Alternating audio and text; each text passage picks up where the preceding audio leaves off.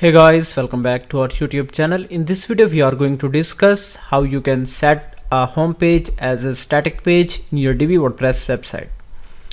So here you can see in every WordPress theme there is by default blog page as a front page.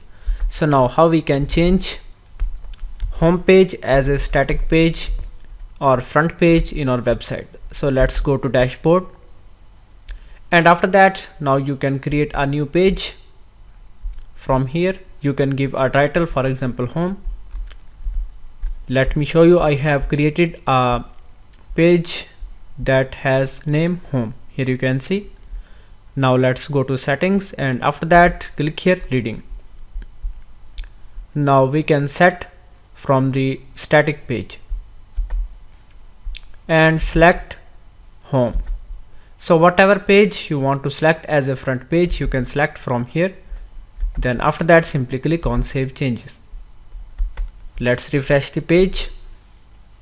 Now here you can see we have selected static page.